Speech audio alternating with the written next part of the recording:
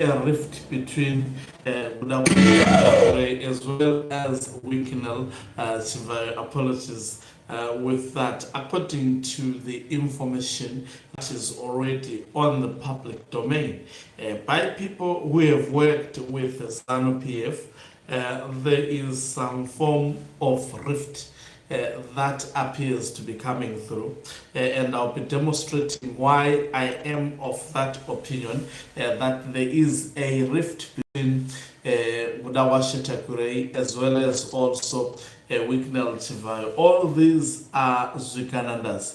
As I kept on saying that these people, they are working together to try and sustain Emerson Dambudzo Mnangagwa. But in actual fact, these individuals, they hate each other. I mean, they are just opportunists looking for opportunities to loot and to survive. It's just a survival strategy, hoping that one of them would be in control of the presidency one day. Both Tagwirei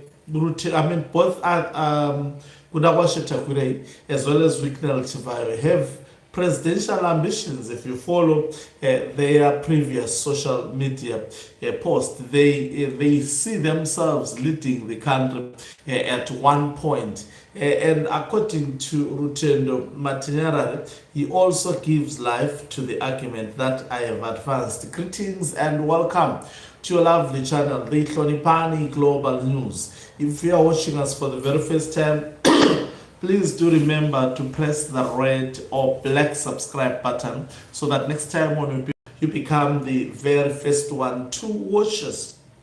The question of today is there a rift between Tagwirei as well as also Wikinal Chivayo? If you want to see that there is indeed a rift.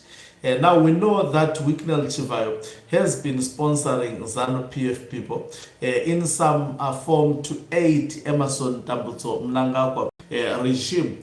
Yesterday we saw Themba Mliso, as soon as Wikinal Chivayo announced that he was going to bribe the Citizens Coalition for Change MP who supported publicly Constitutional Amendment Bill number 3 of 2026 with a car as well as I think $50,000 US. Of course, they always say that MP will use that $50,000 US for constituency development. But even if he doesn't develop the constituency, who will follow that in Zimbabwe? There is absolutely no one who follows that. So those monies, they go to the pockets of the MP to just enjoy with her family. So this is what Rutendo Matinyarare wrote. He says, what we saw yesterday, Themba Mliso, in fact, lashing out at Wikinal Chivayo for doing so, saying he wants to gain the limelight, he wants to change Constitutional Amendment Bill number 3 of 2026. And Rutendo Matinyarare had to respond, seemingly in this case defending defending Wikinal Chivayo and throwing Tagwirei under the bus, as well as also Themba Mliso.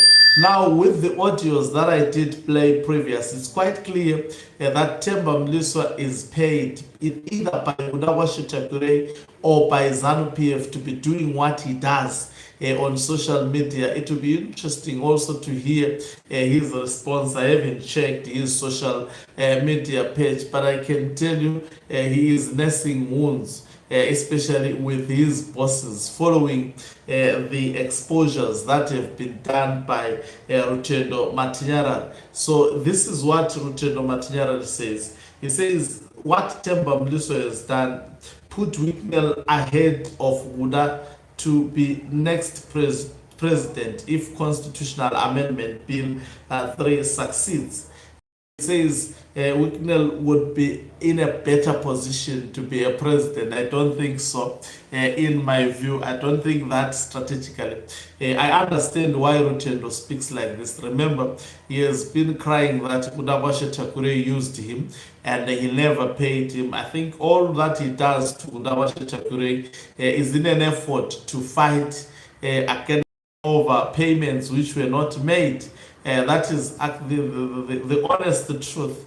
But I don't foresee Mafugufugu being also the next president. Of course, the ambitions may be there, and he says Wicknell Chivayo pays rather than Gunawashe Tagwirei. I think there are also some payments obligations that Wicknell Chivayo does not also honor in ZANU-PF. So he goes on to say, ahead of Buddha to be the next president if KEP 3 succeed. If KEP 3 succeed, none of Zwikanandas would be president. The only person who would be next in Mnangagwa, it would be the sons or the relatives of Emerson Dambudzo Mnangagwa. Zwikanandas may be kicked out. They may not exist beyond 28, especially if KEP 3. Mnangagwa is going to go after them in a similar way he did to the retired generals, because they had also presidential ambitions. He went after them. Even retired General Wenger, he survived, but he had taken him on, and he's still taking him on even up to today. That's how selfish Emerson Dambudzo Mnangagwa is. He would not actually, at the moment, he is actually allowing them because he's tapping into them. They are funding him with a lot of money. To him, that is what he wants, as long as he can use you. Let's hear what Rutendo says. He says Wicknell is playing chess while Buddha is playing checkers. Oh, really? Why Buddha is trying to buy generals, politicians, ZANU-PF, churches, and parliament, but he didn't pay the parliamentarians who voted for KEP 1 and KEP 2. You know, the issue is about Gunawashe Tagwirei not paying him the money. He goes on to say, Wicknell, on the other hand, has 3 million Bapostore behind him. He has a hip hop star persona, and most urban youths look to him to gift them cars because he doesn't make a promise he doesn't keep. I have addressed that one. Wicknell does not pretend to be an upright man. He lives like a hip-hop star, like Rick Ross, and the people accept him as he is because he is authentic. Meanwhile, Buddha is seen as a pretender and someone who never delivers on his promises. So if KEP 3 succeeds, Parliament is likely to elect Wicknell as president because he has more grassroots and youth support, and he is seen as more generous. Ask any of these youth Barakashi who they will choose between the two.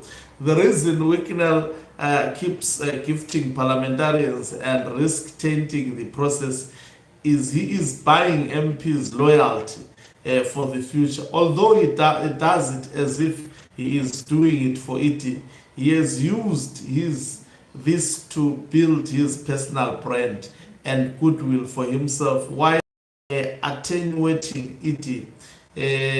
Machiavellian genius. That is what Rutendo Matinyarare. I think in this view, what he has presented so far, I don't foresee Wicknell Chivayo being a president, never. Neither do I see also Gunawashe Tagwirei being the president of ZANU-PF. I think that would only happen in their dreams. It's another form of wet dreams if it has ever crossed their minds. I don't foresee that actually manifesting into reality. There is no way. They will be fought even by the people whom we don't even know at the moment in ZANU-PF, with also presidential aspirations. You saw even Chris Mutswangwa had to jump up the moment Gunawashe Tagwirei was seemingly campaigning for the presidency in ZANU-PF and buying Central Committee and Politburo members. He had to speak against that. Don't ever think he was speaking on his own accord. Mnangagwa is the one who sent him to do so. No Zwikananda, they are just being used. And if they allow themselves to be used and KEP 3 succeed, I can attest to you, they will be dealt with in a similar manner the generals were actually dealt with. Thank you very much for watching us. If you are watching us for the very first time, please do remember to press the red or black subscribe button so that next time when we beam live, you become the very first one to watch us. You can financially support this channel by pressing the join button and be part of our members who are the heartbeat of this channel. You can equally do so by pressing the thanks button and send us stars. Oga Mhlabane is signing off. Let me love and leave